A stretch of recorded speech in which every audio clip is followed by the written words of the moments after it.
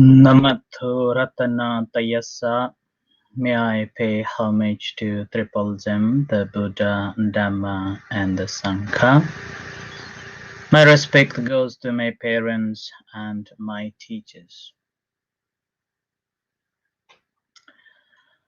Hello, good evening, everyone. So today is Monday, the 24th of May 2021, and this is Ajahn Sujan from Warapunya Meditation Center, Aberdeen, Scotland. So today we're also joining with the Dhamma Pin team. So this is Ajahn Sujan from Warapunya Meditation Center. Hello everyone. Hello. If you hear me well, just let me know.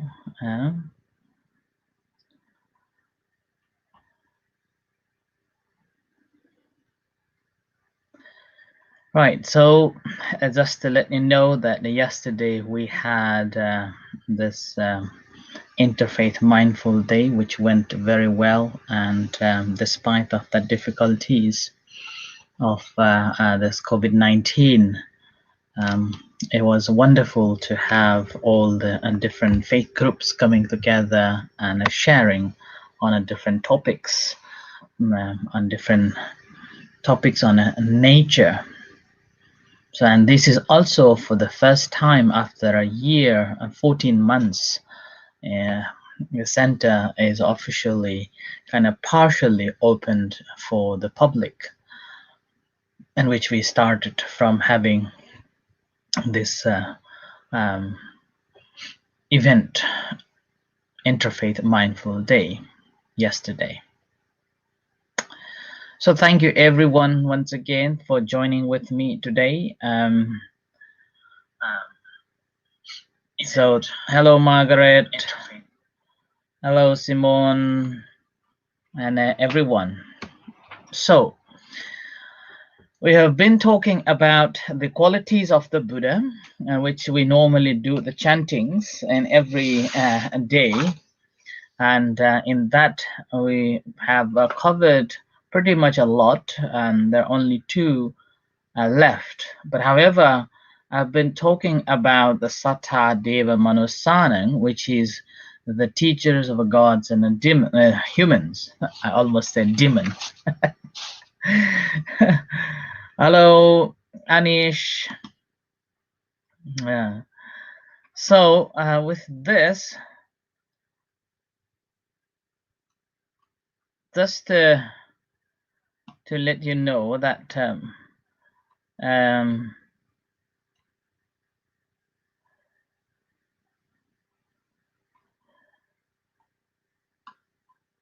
hello, Anish from Thailand as well. So thank you very much for joining with us today.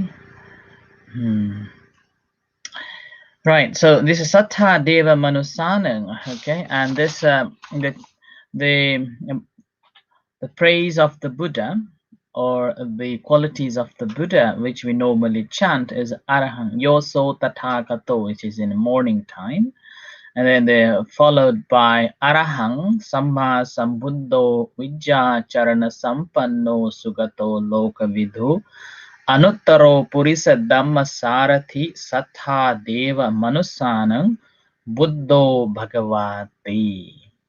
And I think this is quite important, and also very, I think it's somehow it comes in the same time of a celebration of a Vesak, the birthday of the Buddha, yeah, and his enlightenment and his passing away, which is going to be on the 26th. So Vesak Day, or Visakha Bhusha, or also known as Buddha Purnima or Vesak Purnima, there's so many names. It depends on which country you are in. Like in Thailand, it is known as Visakha Bhusha. In Sri Lanka, it is known as Vesak Day. And in India, it is known as Buddha Purnima. And in Nepal, it's known as Vesak Purnima. Like that. And this day also adopted by the UN as a day of peace about 20 years ago, and this also celebrates in the UN buildings or offices around the world as a part of promoting the message of peace. The contribution the Buddha or Buddhism had done throughout the time of 2,000 years, over 2,000 years to the humanity and the world, that UN, United Nations, has adopted this day as the day of peace. And that's why this Vesak celebration is, in a way, quite significant to the Buddhists and as well as to the humanity, that we should be remembering his teachings. So that's why on this occasion of a Vesak celebration, somehow we are talking about this, his qualities, and which we have already covered the 7 of it and another 2 to go. So probably I will be ending it on the day or the day after on the qualities of the Buddha. In fact, although I have explained the quality called the Sattha, deva, manussanam, which is the teacher of gods and humans, and I thought that once again I come across with a few comments, and I realized that I need to elaborate a little bit on that particular topic.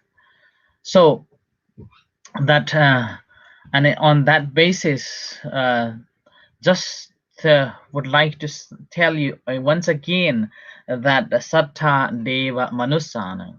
So Sattha means a teacher, deva means the celestial being, and the manusha means the human beings. And there is a question came that why he is known as the teacher of gods and humans, why he is known as the great teacher or a universal teacher. And there are, when I was reading this particular book called Sutta Nipata, the commentary, not a commentary actually, introduction to the Sutta Nipata, it is said that this book actually gives the brief and formal, formed Buddha's life in a way. And meanwhile, on this particular sutta, the particular book also explains about his birth, about his renunciation at the age of 29, and also struggle against the Mara. Now here is struggling to enlighten, struggling with the Mara, against the Mara, with the Mara. Here there are stories that when he was meditating under the Bodhi tree, the Maras came and trying to manipulate his intention or trying to disturb his meditation so that he want to be becoming the Buddha. And that was there. And further on, in terms of if you want to know about his past, his last life or last moments of his life, we can see from the Mahaparinibbana Sutta, which is one of the very long suttas, discourses, which Buddha explains about his journey to the pass away. And here in the suttas, this discourses explains quite interestingly, though, that why he is known as the great teacher. And he used 4 different ways, different ways, or what's called the Buddha's pedagogical techniques, pedagogical techniques to convey his messages. So pedagogical techniques, those strategies that came to be called his skills in means. So he was skillfully using the words in a different ways. So it is called upaya, kosala. Upaya means the technique, kosala means skillful. Upaya, kosala.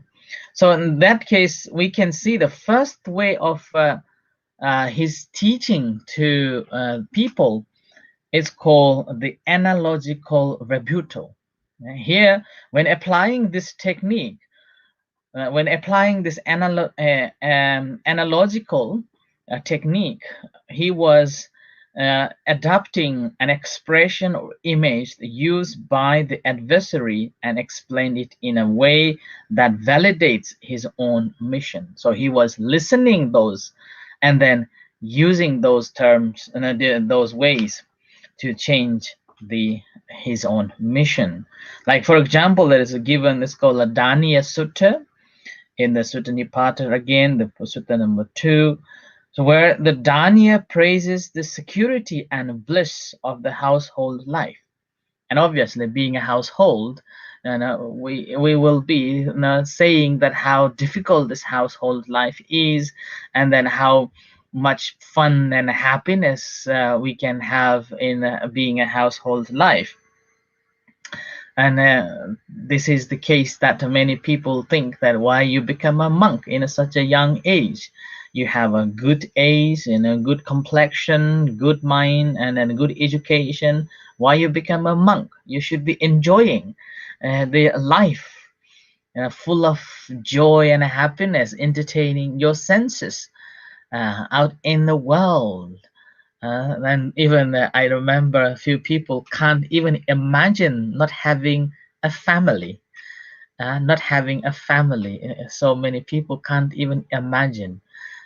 So that's also quite interesting, and because that's looking at through the lens of the lay people or household life, and on that basis of that household life, it is not easy to comprehend that how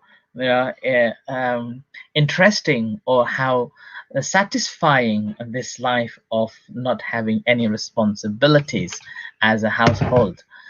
I remember that I think I mentioned about a nun, one of the nuns, Sri Lankan nun, and she was a doctor, a GP surgeon, GP doctor in the UK for a long time. And then after her retirement, she wanted to become a nun. And then she explained, saying that the very moment when she cut her hair, she could feel so much light, so much joy and happiness that still remains with her. Like a few days ago, we met again, and she was still holding that moment of such a joy that she experienced at that time. Same thing, Dhaniya was a household was saying about how beautiful this life as being a household. And now this is the way how Buddha used these words. Okay. Hi Emma, hi Margaret, hi Anish, hi Dhamma Wave from Canada. And here Buddha used so interestingly that the same passage or same what the Dhaniya said, and the Buddha picks up his terminology.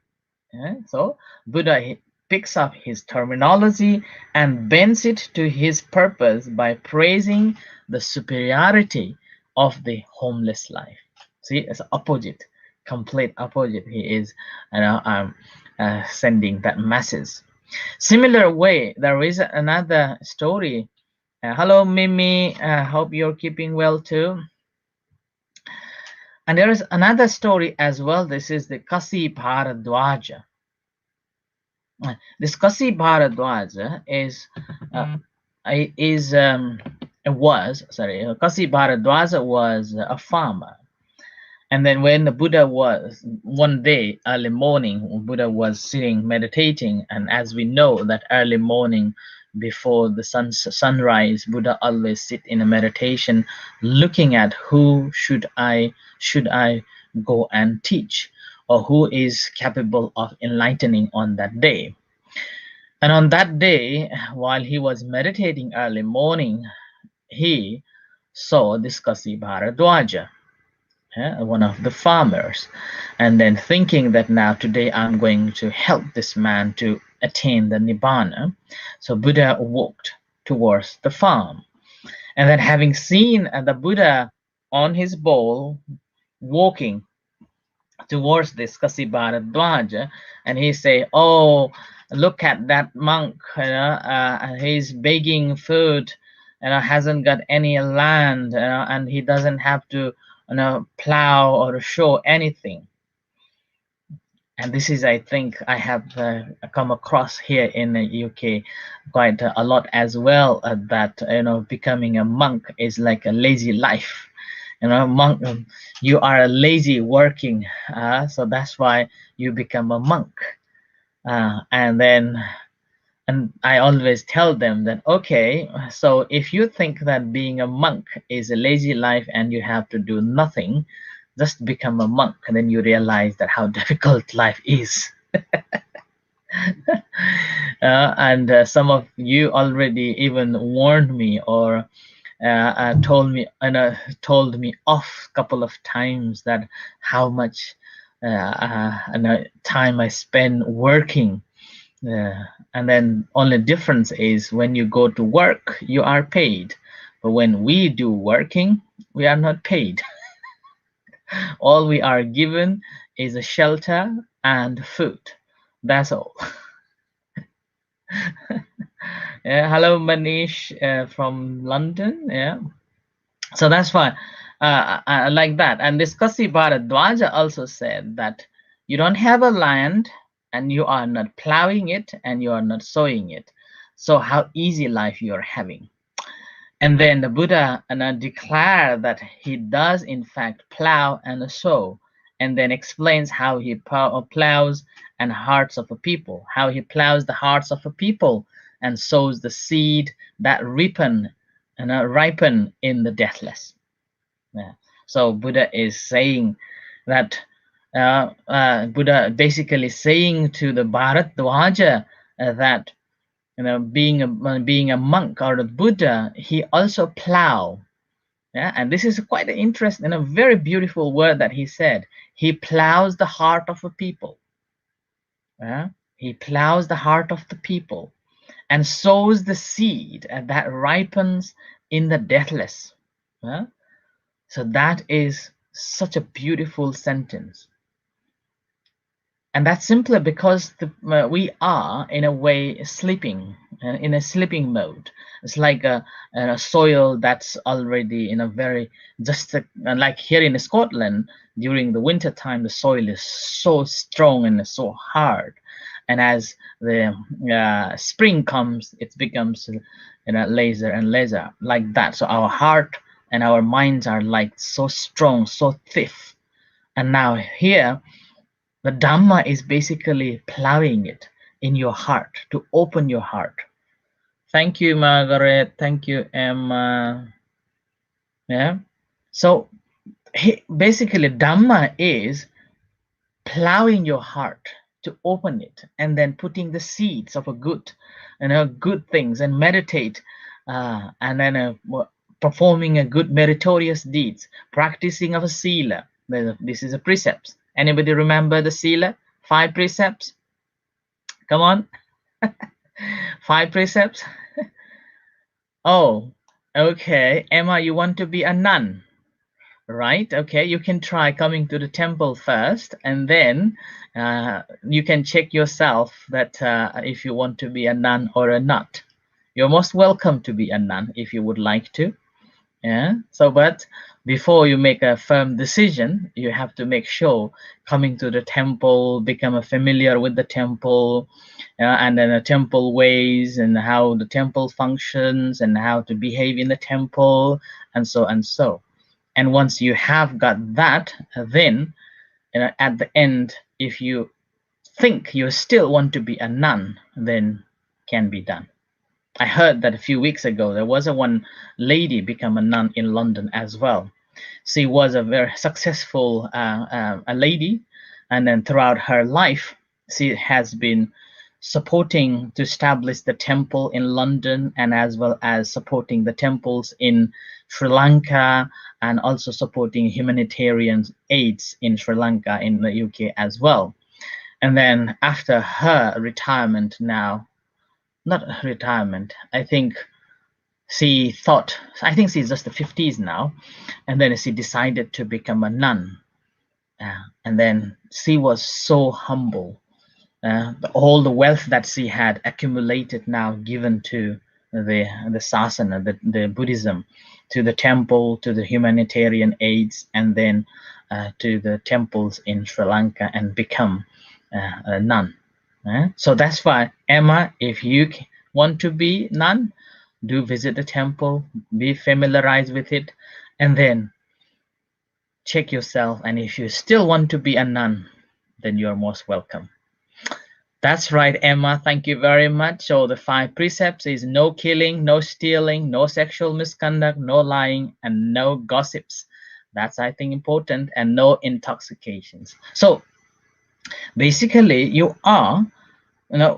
are helping to sow the seeds of this morality, and then having a knowledge about meditation, so that we have got the right understanding about yourself, about the world, and how we liberate ourselves. So that's why Buddha, in this way, was known as the one of the great teachers, that he knows how to put people into the right place in a right way, and then encouraging them to practice. And that is from this called the analogical way. And the second is a terminological redefinition, and which involves taking up a terms that is in common, that's been used, and then reconceptualize it in a way that consonant with the Dhamma. So the Buddha plays this technique to such a concept as Brahmin, outcast, impure, fair, and one worthy of offering. So Brahmins, as we know, that was the priest. Priest. And then they hold the highest position in their during the time. And then a Buddha simply changed that one will not be a Brahmin, one who is pure clan by birth, but someone's action. If you do good, you will be regarded as a Brahmin or a pure ones. But if you are claiming by saying that I am born with a Brahmin caste, then you are not. Okay, but the person, doesn't matter which caste or which way the person was born, but if that person is working towards the purification and working on any action that he was doing, then that caste as the Brahmin. Meanwhile, there is no outcasts, which was practiced those days, and impure fire, and like that. Okay. And then similarly, he also used the word like a karma, which was already prevailed in those days, but the Buddha reinterpreted the word karma, or the concept of the karma, as not belongs to such called the Atmans who take control over it, but this karma is based on your action, and it can be changed. So that is the new definition to the terminology. And then it seems like we don't have time to go all 4, but I will just give you the further 2, which is the third one is solving riddles. And riddles, like the if you remember, I was talking about the carnival who asked the question, what is the what is the greatest wealth in the world, and what is the greatest test in the world, such like that. Riddles. Anybody remember what is the greatest wealth in the world? What is the greatest test in the world? A couple of days ago I was talking about it, and when he was asked by this carnival Alavaka Yaksha, then Buddha was able to reinterpret it and then convince this Yaksha to convert, and like that. Meanwhile, there is again, and the fourth way is exposition. and which again, a fourth technique, which is straightforward, that is exposition, which concerns with the practical rather than doctrinal matter. So here Buddha is basically encouraging, wow, Margaret, well done. Yeah, that's right. So one of the the greatest wealth on earth is the faith, the Sattha, and then greatest test is the realization, the Dhamma rasa. Yeah, great realization, Dhamma test. Anish, well done. That's the right word as well. Right, well done, Anish. Yeah, so that is the riddle, solving a riddles. So that's the fourth way how he solved and how he encouraged and converts, or let them realize the Dhamma. And then the fourth one is not about the theories and not about the doctrines, but the practical way that you have to practice. And with that practice, what will happen is that we will be able to comprehend all the teachings that Buddha said, and then that becomes the practical for our own life, and so we can walk on that path to the liberation. Okay, to the liberation, and we also become a liberated one. And here doesn't matter whether we are humans or whether we are animals or whether we are celestial beings.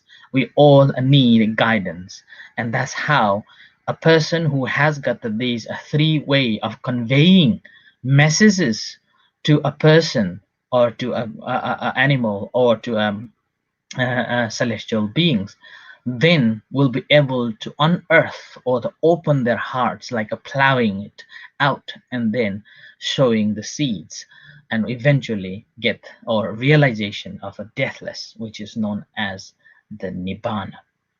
So with this, I end here for tonight's talk with the four ways that the Buddha used the technique to convey the masses, and as a result, he is known as the universal teacher.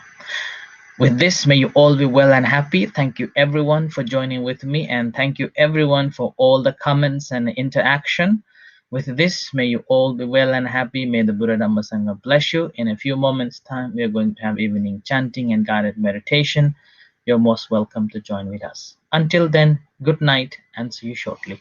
Sattha.